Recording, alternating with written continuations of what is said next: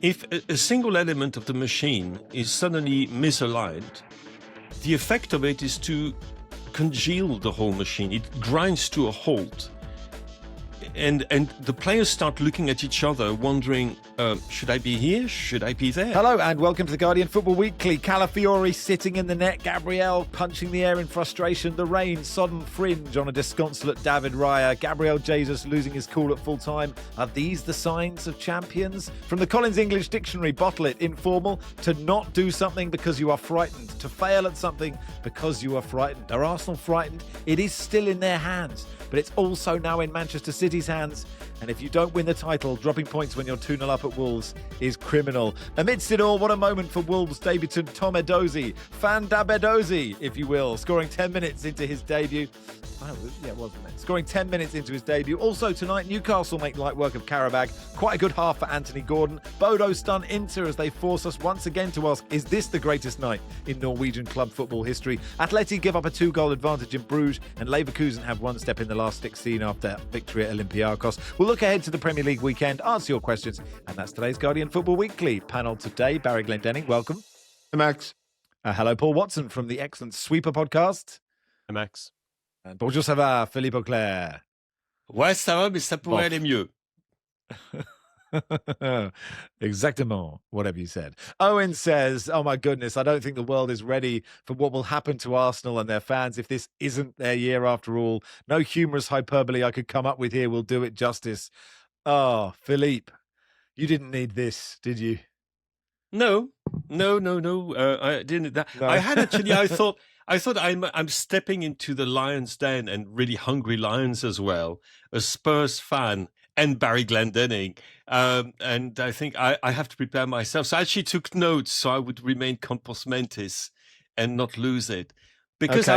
I would probably tend to be harsher towards Arsenal than either of you three will be, because what we saw, first of all, long and short of it, obviously two teams now have their destiny in their hands in the Premier League. One of them is used to it and will relish this opportunity, which is, of course, Manchester City. And the other appears to be absolutely paralyzed by the prospect of doing something remarkable. And that is obvious Arsenal, who look at the moment a bit in a state like, or they did in second half, comparable to Barry when fate. When we had a meeting with the kind of fate in Munich, I think we all know what I'm talking about. But it very much looked like Mikel Arteta could do a Barry, and that his players did. So that's the first thing. The second thing is that there was such a. I mean, it's the fear of winning, what we call the small arm, le petit bras. In French, like a tennis player serving for the game, and suddenly he's been or she's been, landing aces all game long, and suddenly it's double fault after double fault. And here, when you're winning 2-0 without playing well at all against the team that is bottom of the Premier League, that, it must be said, didn't look like the worst ever team that has ever played in the Premier League. By the way, I thought they were absolutely superb.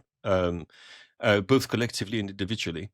But if you're unable to get out of that, and in fact, if the prospect of winning is such that you start losing everything that has made you get to that position in the first place, you don't merit to be a champion, because, to be honest, that was shameful, really shameful, as was the loss of discipline at the very end.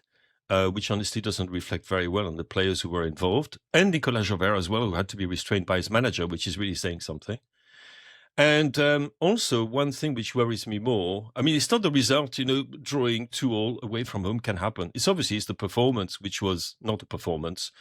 And one thing which is particularly worrying is that, that was my first reaction after the game, trying to make sense of it, is to think that team systems are much more prone to collapse than teams which also rely on fluidity, imagination, individual skill, primarily. And what you have is that every time, with Arteta's team, if a single element of the machine is suddenly misaligned, the effect of it is to congeal the whole machine. It grinds to a halt. and the players start looking at each other, wondering, should I be here? Should I be there? The number of times when two of those players would be almost colliding in midfield, the way in which the equalising goal was conceded, when arguably the best central defender in the league and one of the very best keepers in Europe collide for a ball that was there to be picked, is insane. And that shows that something has gone within the system as well. And what has gone within the system itself is fear. Or rather, fear has arrived. What has gone is the ability to control games. And instead of controlling games, it's a masquerade. So you pretend to control games, you slow down the tempo when in fact you should be playing at a higher rhythm. What you do is that you take a short corner when you should go for it because you've been scoring so many goals since the beginning of the season. What is happening is basically you're shitting yourself. And the result of that is that you lose 2 points, which are in the pocket in the second half. You were leading 2-0 against the last team in the Premier League. And the result of that is deflation, I think, all across the board, because you have no excuses. Okay, Kai Havertz it would have been great to have him, but he's not around. And you had also Martin Odegaard, but you have a very, very, very good squad. But that very good squad was shown lacking in what makes champions on that evening, I'm afraid. And again, it's not the result. It's not dramatic. Can happen, but it's the manner of the performance was honestly shocking. And I think every single Arsenal fan who is not completely, blinded by his devotion to the cause that I've talked to, and I've talked to an awful lot, believe me, since last night, will agree with me on this one. End of the rant. And that'll do for today. Thanks for your time. Thank you, Barry. Also, Barry, it is objectively hilarious. Yeah. For those of us who have long questioned Arsenal's mental fortitude and been dismissed as haters or anti-Arsenal, it is hilarious. Before the start of the season, in the preview pod, I think a couple of us said that Arteta has everything he needs in place to win the title, and the only thing that will stop Arsenal winning the title is their questionable mental fortitude. And on the evidence of recent performances generally, and last night's in particular, they don't have it in that department.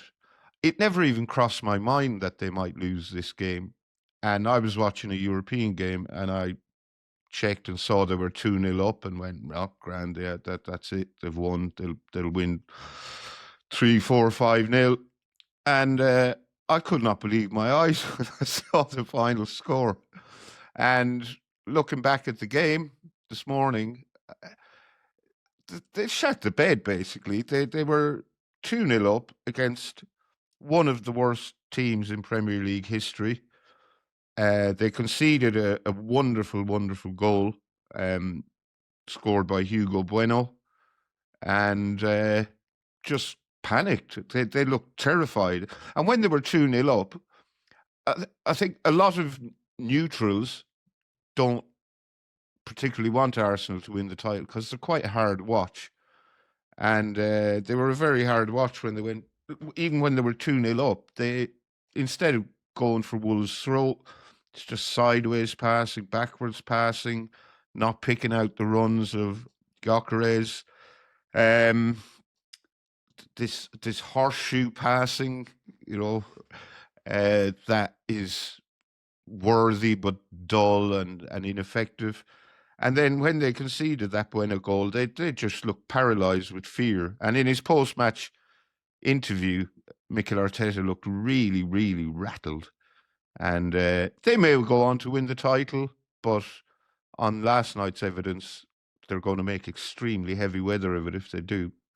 It was a pathetic performance from 2-0. I mean, I think... I think a lot of neutrals probably don't want Arsenal or Manchester City to win the league, Paul. But, as and when a game happens, you support the underdog, I guess. But it is, and that goal is so deflating from an Arsenal perspective, isn't it? Because there's just no, Philippe's touched on it already, but you can't concede that goal. Like, you can, if Bueno's is the equaliser, you're like, okay, fair enough. But that goal in that, even with Calafiori, it's sort of bouncing off him on the line like pinball. You're like, this can't go in. When it cut to the Arsenal fans, there was just this, oh no, oh really, oh no, I've got to exist in the world the day after this has happened. It felt like a really long setup to a joke that pays off at the end, because as you say, Arsenal were just shrinking and shrinking back, and you were thinking, they can't really realistically give this away, but they're doing a great job of looking like they could. And then on comes Tom Edozie, and they're saying, amazing trust to put this 19-year-old on, first senior start. And you're thinking, okay, I wonder if he'll be part of this kind of denouement here. And then when Calafiori comes on, and his first thing that he does is get whacked on the line by the ball and it goes in, it's almost like all the pieces were put in place to make this as insulting a end to the evening as possible for Arsenal.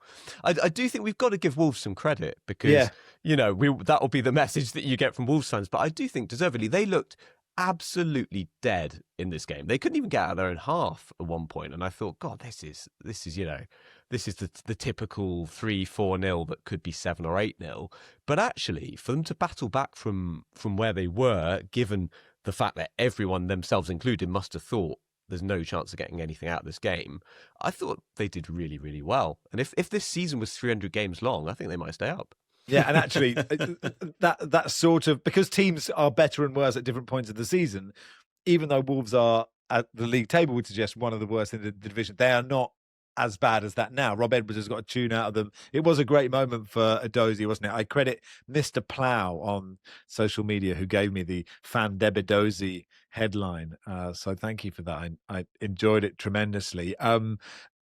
Philippe, yes, your hand is up, so you have the floor. No, I just want to add one question, because to make this season even funnier would be, of course, for the Premier League to finally reach a verdict for Manchester City and deduct them exactly the right number of points for them to be deprived of the title. Now, that would really make my day, my decade, and I think all neutrals would celebrate with me.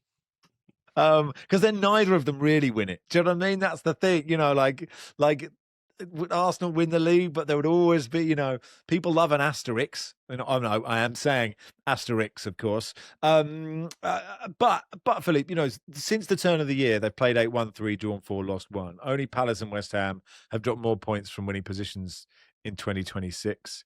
And seasons are long and tough, and you don't play brilliantly all the time, but they have lost that total calm and that relentlessness that they had. And there can be lots of reasons for that, because there was a point in the season where Declan Rice was unbelievable. He's still playing well, but it was unbelievable. They just had so many players playing well, and that's why a season is hard to gauge. And when you're doing this, I think we all gave them the title. Whoever the panel was. They were 2-0 up against Wolves. I know. No, okay, I know that, but I'm trying to be generous. I'm a generous host, Barry. This is not a morning. But this is not a morning. This is not the morning to be generous. This is a morning to be actually realistic and to say things. Just remember Liverpool at the beginning of the season, when we were saying they're getting all these fantastic results late in the game, but that can't go on, because you cannot live like that for a whole season. Similarly, every Arsenal fan, when you talk to, will tell you that there have been a number of really average and sometimes even mediocre performances, which were made palatable by the result, and in particular by the team's extraordinary capacity to make the most of dead ball situations. And so it's been coming. But it's a little bit different from what happened at Brentford, because Brentford, we know, are going to cause problems to absolutely any team at home, and they can create chaos. Wolves, were not expecting that at all, despite the fact that I actually go absolutely in I support your point. This is not the worst team I've ever seen in the Premier League. And in fact, over the past couple of months, there have been some pretty decent performances considering the predicament they're in at the moment.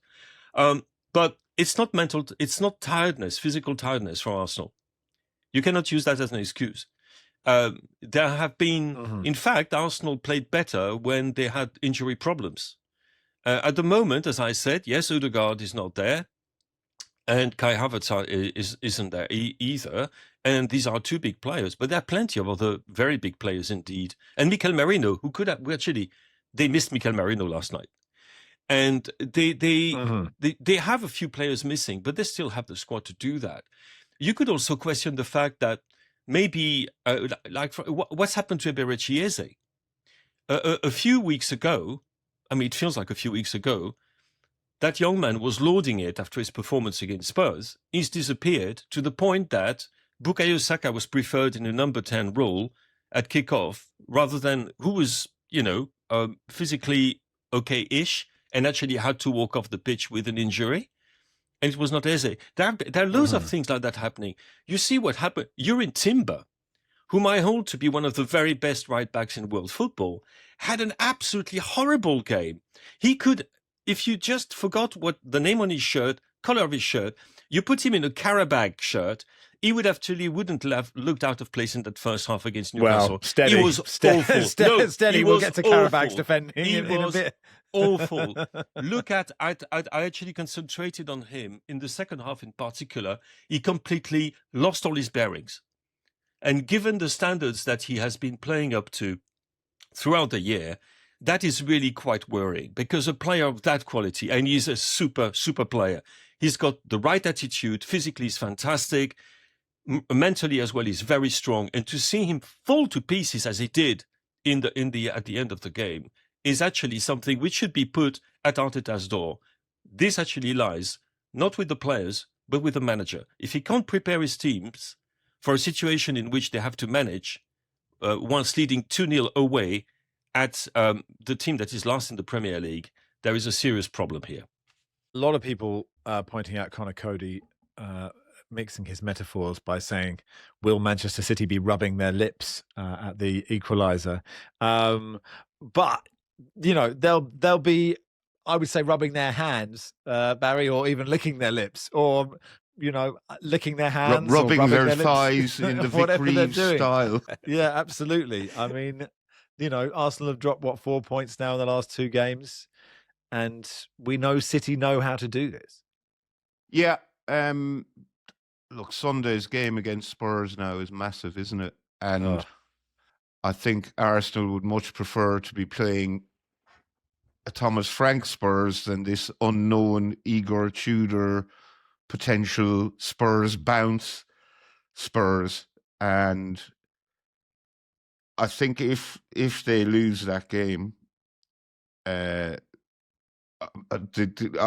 alarm bells are already clanging loudly, aren't they? But if they lose that game, it will be, we're in for a treat and the title running. I mean, Arsenal fans must be absolutely twitching in their nether regions now.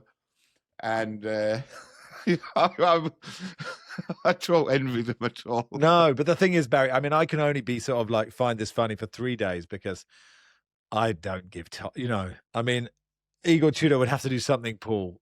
We'll do most of the Premier League preview in part 3, but we might as well look ahead to Sunday's game because now it's fascinating. But I suspect there isn't a Spurs fan who thinks Spurs will get anything from this game. No, but the thing is, Igor Tudor's whole thing is coming in and making a fast impact. Whether he can ever see that through is another matter. But, he's notorious for being parachuted into places where things are going very badly wrong and pretty quickly making an impact. So, this is a bit quick even for him. It's hard to imagine he can have made some profound change within, 10 days, a week or whatever. He's barely even been in that long. But I mean, I think you said I saw everyone saying on one of the other pods that in a way this was a really terrible game for him to go into because if Arsenal thrash Spurs, then he's already on the back foot. I kind of see it the other way. It's a free hit for Tudor. If he delivers a miracle here, he's already off to a heroic start. He's such a hero. He's like an unbelievable hero. Now, yeah, he might as well resign then. Resign immediately on the spot as your greatest ever manager.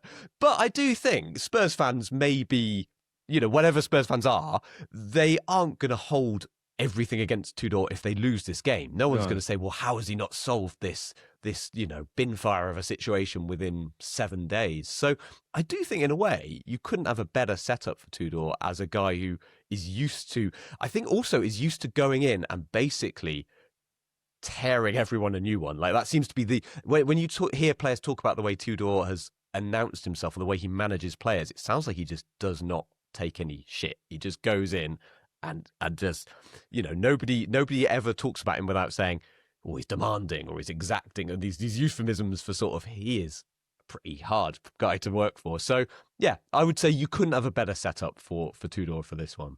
And actually, Philippe, the thing that we don't talk about it a lot, but the seasons are long and tiredness comes in, and the difference between a team that hasn't played a game midweek and has, I'm sort of trying to talk my hopes up here, but I think that does make a difference, that they should be, even though they obviously have so many injuries, which I think is a problem for Tudor and what he wants to play. I just wonder, how are you feeling about this game now compared to how you were feeling about it, when you were 2-0 up to Wolves? No doubt Arsenal will win against Tottenham and then cock it up against Fulham at home, something like that. I think that's far more likely. That would be far more 25-26 Arsenal-like. I do think that it will have stunk so much, those 2 points left at Molineux, that there will be a reaction. I cannot believe there won't be a reaction after that.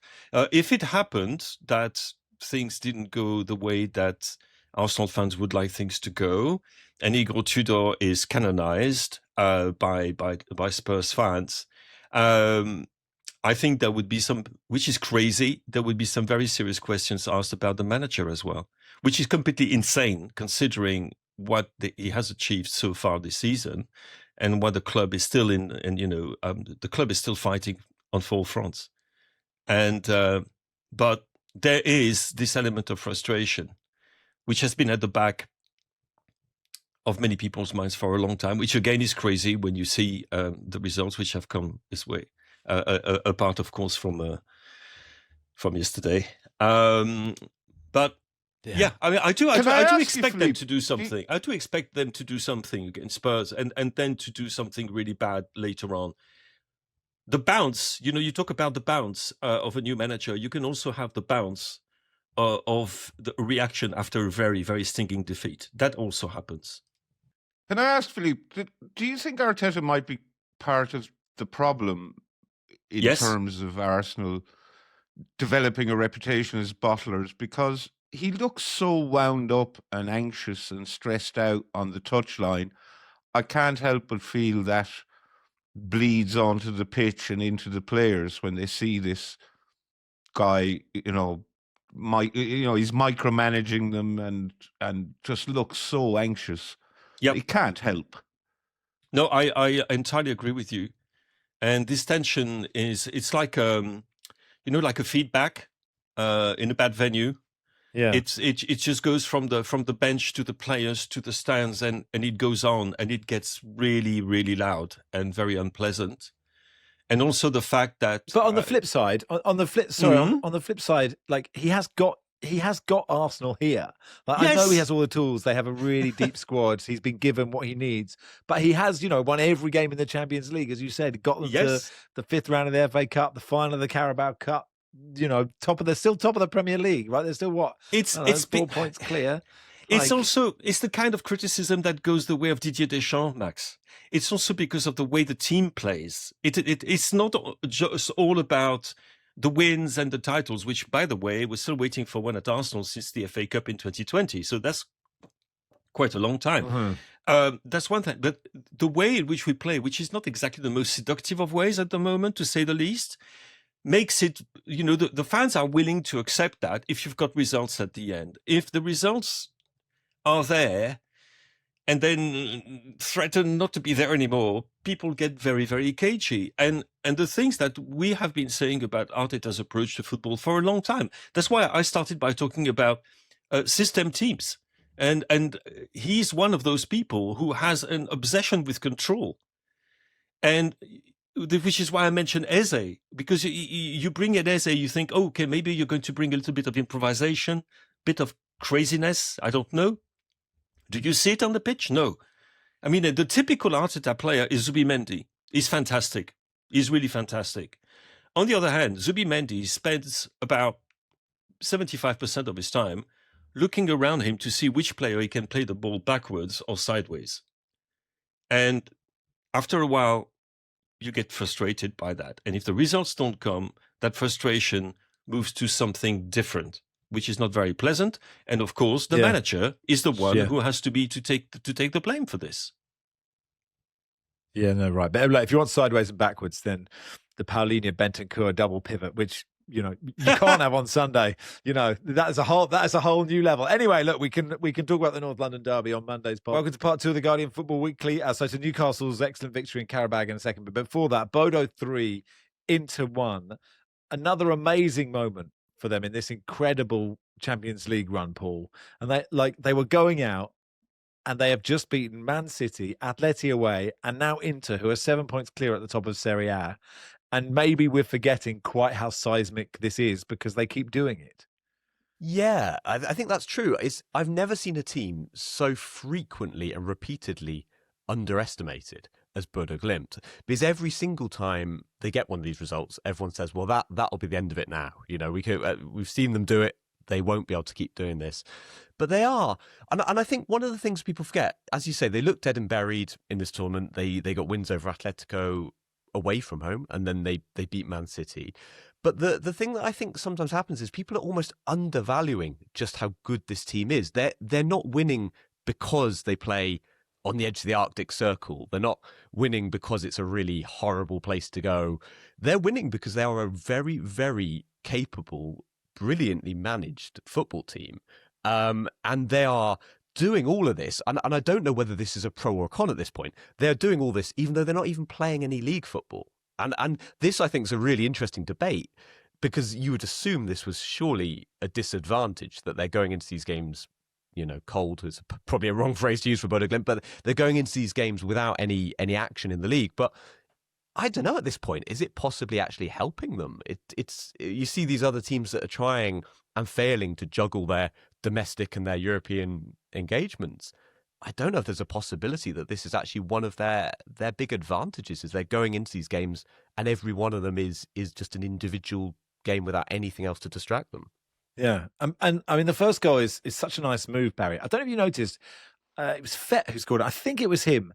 Immediately ran into the goal to get the ball, to be like, home advantage is everything for us. I just thought, it's just so rare you see a team go 1-0 up after 20 minutes and they're getting the ball to go, we go again. Because they clearly realised that they have a chance of getting past Inter, and if they're going to do it, they needed a good win, and they've got that.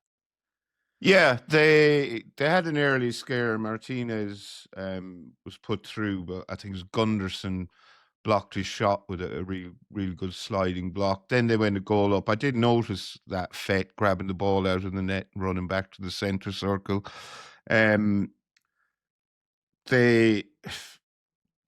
Home advantage clearly is important for them, but I mean, they didn't just beat Manchester City, they battered them, absolutely battered Manchester City. And I think them being so far away and on the edge of the Arctic Circle is important, because people are kind of aware that it's a tough place to go, but they're not quite aware of how tough it is until they get there. And I think that makes a big difference. They won comfortably last night in the end, and if they do get through this round, despite the fact that they're the weakest team in the tournament, I don't think anyone's going to want to play them. I'm not sure who they're in line to play in the last 16 if they see off Inter in the second leg, and that's going to be a big task, really difficult for them. But they're really well positioned, at the risk of stating the obvious. And I mean, I when I saw them beat City, I couldn't believe what I was seeing. How comprehensive a thrashing it was. The scoreline flattered City in that game. Yeah, and they have good players. Hauger's finish, sort of in the Jeff Hurst arc, isn't it? And he scored, I think, both goals in the draw with Spurs. They really should have beaten Spurs early in the tournament. easily confused with Hauge. They've got Hauge, and Hauge Hauge. scored some big goals in the Champions League this season. And they are, Philippe, they are, as Paul's alluded to, they are like incredibly talented footballers. And it's sort of seen that if you beat them, everyone goes, well, you should have beaten them. And if you don't, it is becoming less of a shock. Like, I saw this result and I was like, okay, I watched this game and I was like, okay, I am surprised, but I'm not as surprised as I was, 2 games ago, I guess. Well, when we were talking before the games, you were saying, and producer Joe was asking, who's going to watch that? I thought, I'm watching Bodø. I really want to watch them because they're the anti-Arsenal in some ways. They're one of the most exciting teams to watch, whether they defend or their attack. And I have to go back to that first goal because it is just delightful to see a team play with that kind of speed through the lines. I think 5 players are involved in the actual move for a total of 7 touches, which includes Hauge's superb flick and the finish. 7 touches, 5 players, one of the best goals. I mean, the best goal we saw last night as a team goal. And they are. It's really strange because apparently quite a few of those players were players who struggled to make it in other teams. And the best example of which is Kasper Hauge, who was struggling to make it in the 2nd division in Denmark. And yesterday finished with 1 goal and 2 assists, if I'm not mistaken. And so, yes, they are far, far better than the rank outsider they're supposed to be. Last year, you remember there was Brest, who was also doing a bit of a Bodø. But Brest was doing it purely on adrenaline, home support, never say die, physicality, and the rest of it. This is different. Bodø Glimt is doing it by playing an absolutely magnificent type of football. And obviously the type of football that has been instilled in that team, well, for, how many years has Kjetil Knutsen been in place now? Yeah, and you hope he stays. You hope he stays. I don't know what you think, Paul. I sort of think it's such a risk to leave this place. It's a bit like leaving Brentford. Hasn't he had approaches from other teams and he doesn't seem particularly interested in leaving? He seems perfectly happy where he is. He's an amazing character. He's an incredible character. And one of the things, I don't know if you've mentioned this before on the pod, he doesn't use the word win. He will never talk about winning in any of his interviews.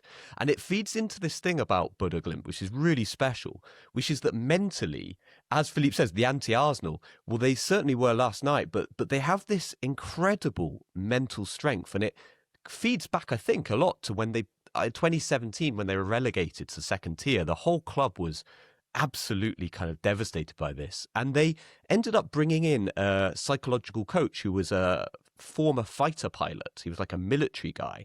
And he didn't even like football, this guy Bjørn Mansvik. And he came in and said, look, I will talk to the players, but, on my terms, they can chat to me if they want to.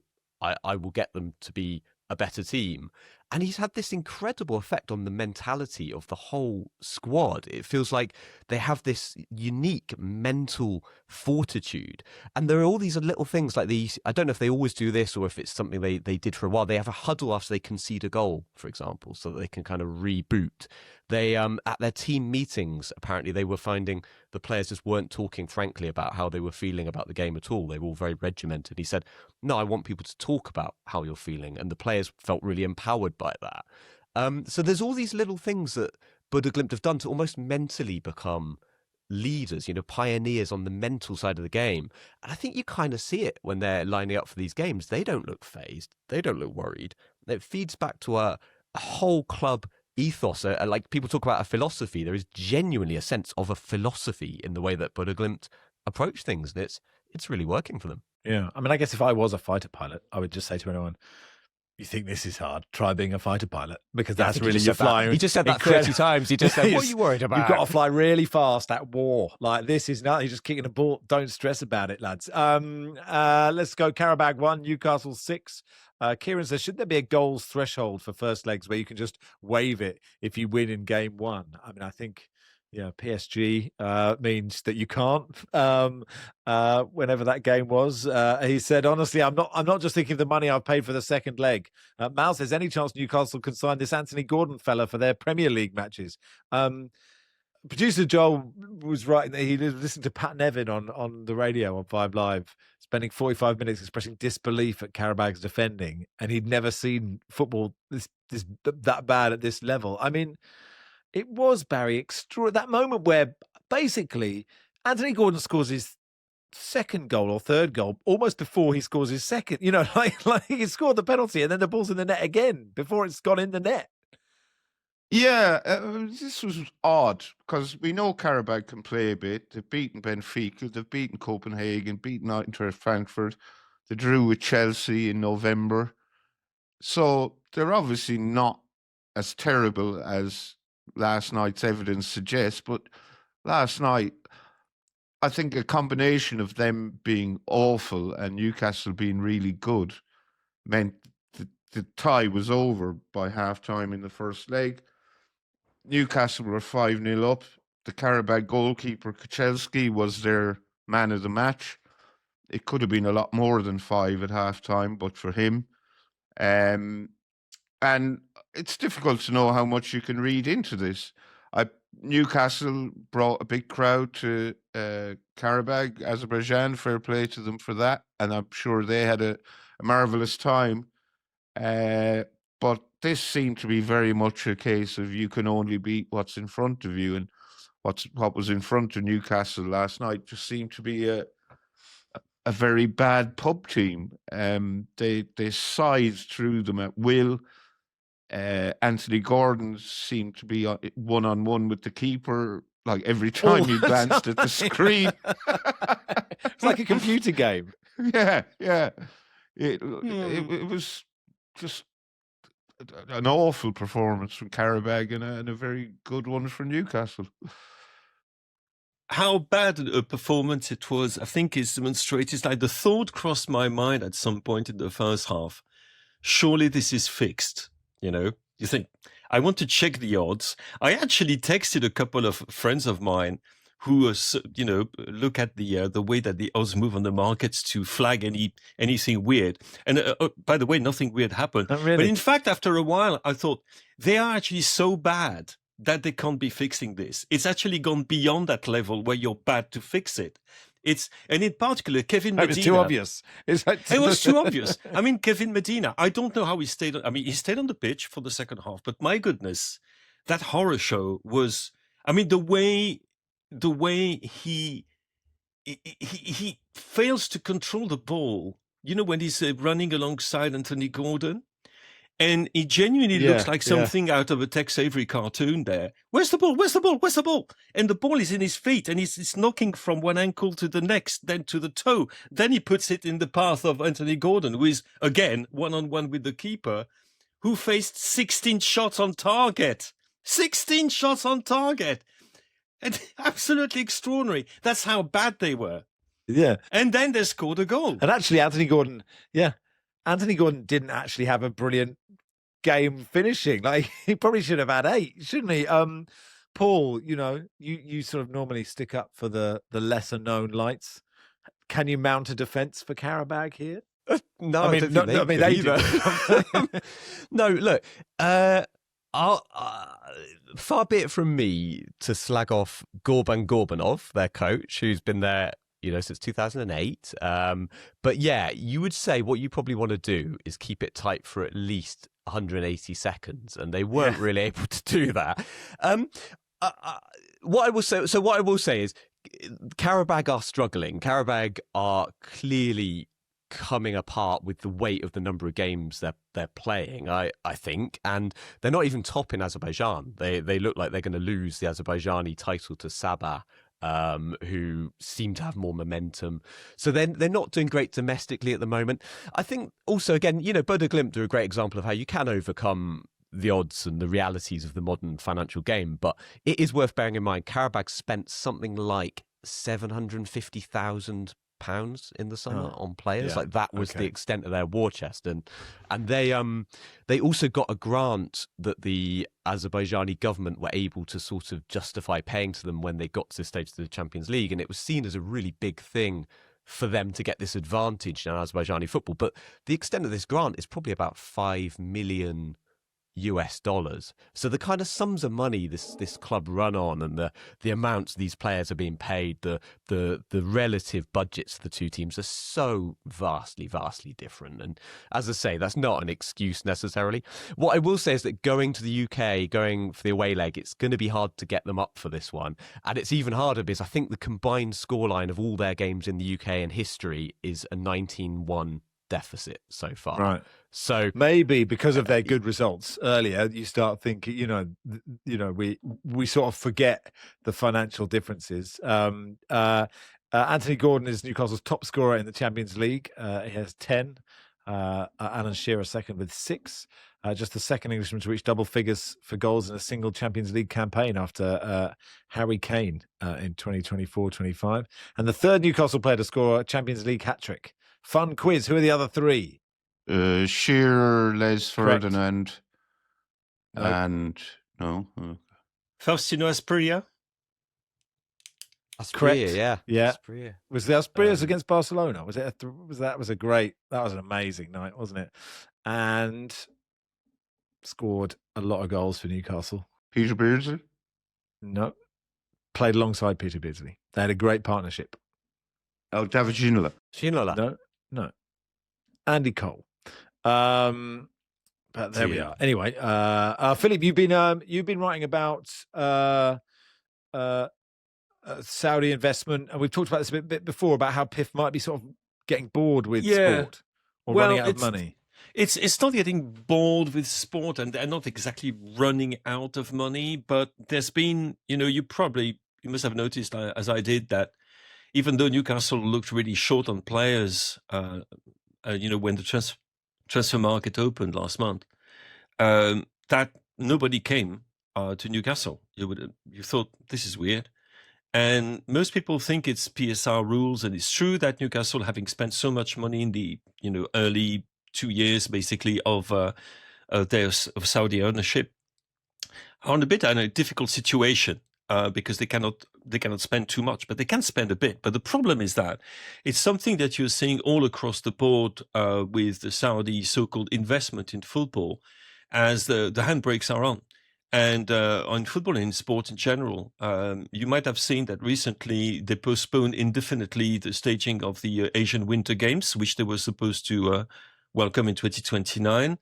That the NEOM super mega project, giga, whatever, both the line, this crazy idea that you would have 150 kilometers of skyscrapers in the middle of the desert, that's been scrapped basically and reduced to a very much smaller portion.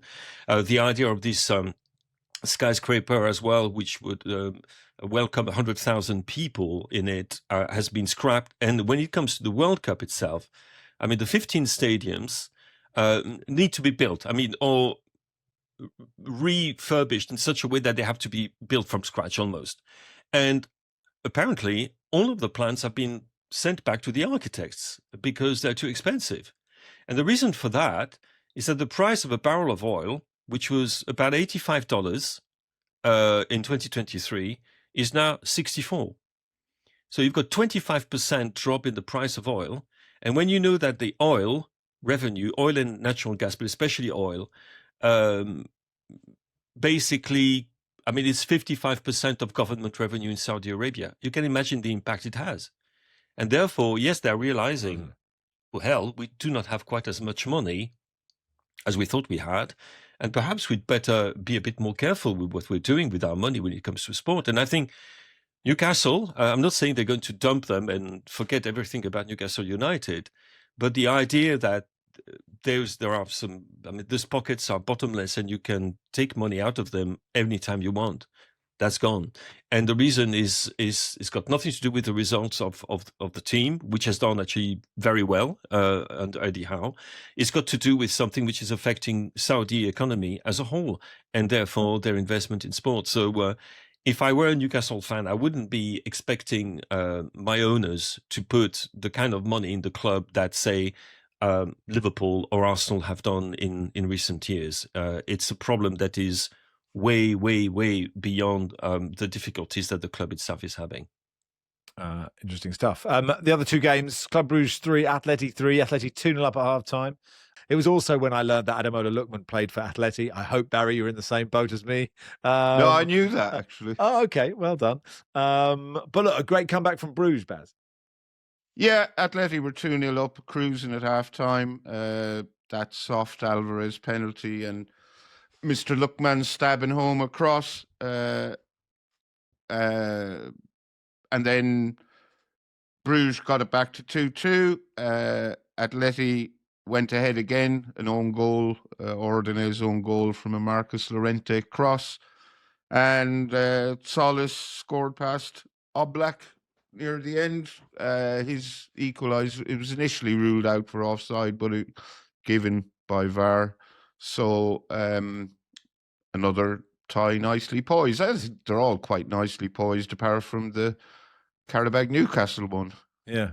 I mean, you have got work to do, haven't they? A lot of teams have got some work to do, but they're all alive, I guess. And Paul, finally, Leverkusen won 2-0 at Olympiacos. And actually, it was a pretty open game, this. And then Patrick Schick had a really good 3 minutes. And that is, gives Leverkusen a huge advantage. Yeah, Olympiacos had a goal disallowed from a free kick by VAR, which is another one of those that I suppose it probably was, but it felt... Yes, because he doesn't head it, does he? The guy is beyond the player that heads it. Yeah, I think it was, but I felt for them, and it did really end up costing them. And these 3 minutes, Patrick Schick, 2 goals in 3 minutes. He'd had an amazing game, Patrick Schick. He nearly scored, I think, at least 2 other occasions. He always looks brilliant when I see him play.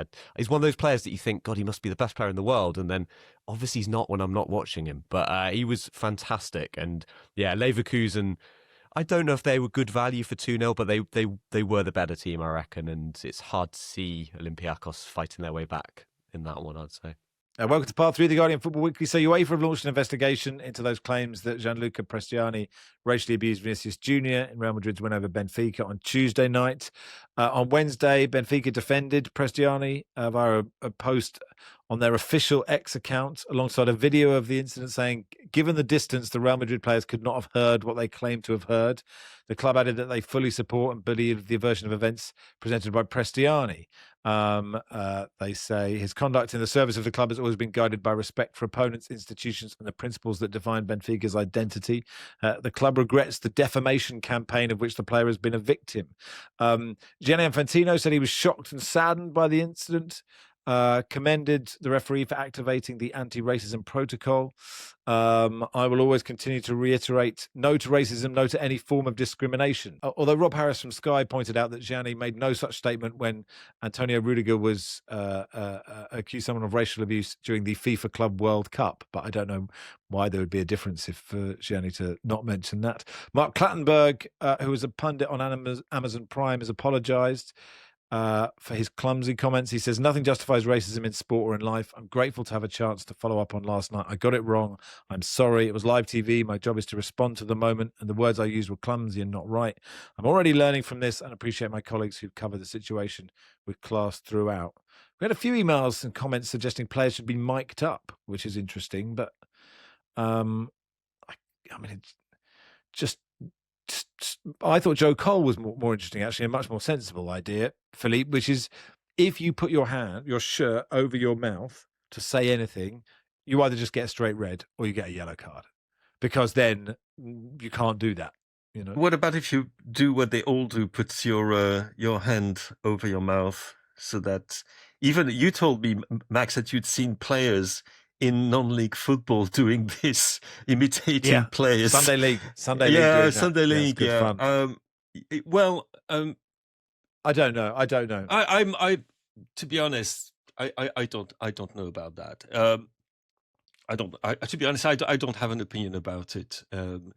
It was very, very unsavory, to say the least. But it was good, by the way, to see the ref implementing the protocol as he did. That's one side of it which worked okay. The rest's pretty awful, really. As was, by the way, the behaviour of some of the Benfica supporters towards the Real Madrid players, showering them with objects of every, some of them quite dangerous, actually, a full bottle at one point. well, Yeah. anyway. And actually, it's- and if you see there are so many videos where you can see the Real Madrid players are not that far away from Prestiani. Like Benfica's actions in this have been frankly ridiculous. Premier League preview then. We don't have a huge amount of time. Barry, what games stick out for you if you were to pick a couple? Well, we spoke about Tottenham Arsenal, so obviously Man City play Newcastle the night before. Newcastle have their 15-hour flight home from Qarabag. They beat City in the corresponding fixture earlier this season, but Eddie Howe's record against Pep is pretty dismal. I think 21 games as manager of Bournemouth or Newcastle. He's got 2 wins, 2 draws. And Guardiola's won 17 of them. I think I like the cut of Brentford v Brighton's jib. Just that Brighton have won 2 of their last 15 in all competitions. A league match against Burnley and the cup match against Liverpool, or against Manchester United. 7 points above the relegation zone. But I did notice that their CEO, Paul Barber, obviously received some very disparaging correspondence from a fan who's not happy about the way Brighton are going this season. And he wrote back to him and pointed out that Brighton have spent 113 years of their 126 years of existence outside the top flight. He pointed out that in the past 4 seasons, they've finished 9th, 6th, 11th and 8th.